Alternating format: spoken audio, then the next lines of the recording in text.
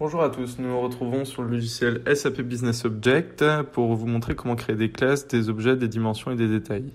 Nous allons donc créer une classe, clic droit classe. Nous pouvons maintenant renommer le nom de la classe. Nous allons ici renommer le nom de la classe. Nous allons donc mettre comme nom de classe modèle. Nous cliquons sur OK. Nous avons donc notre classe qui est créée. Nous allons créer notre premier objet.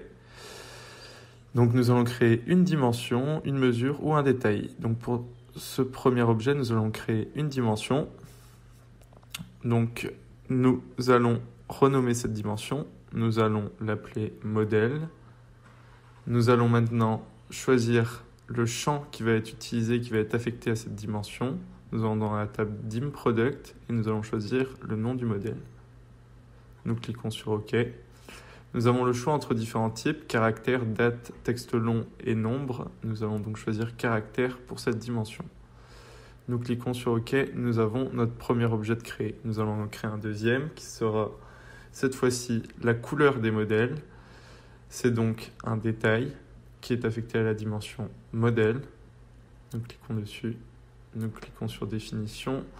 Nous allons choisir le type, c'est un caractère. Nous choisissons maintenant le champ utilisé dans la table Dim Product. Cela correspond à la couleur. Nous cliquons sur OK. Nous cliquons à nouveau sur OK et nous avons donc un autre objet qui cette fois est un détail. Nous allons créer un dernier objet qui cette fois-ci sera une unité de mesure, donc une somme. Nous allons donc...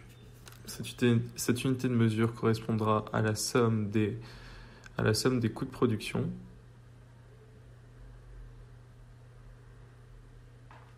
Nous écrivons donc dans le nom de l'unité de mesure somme des coûts de production.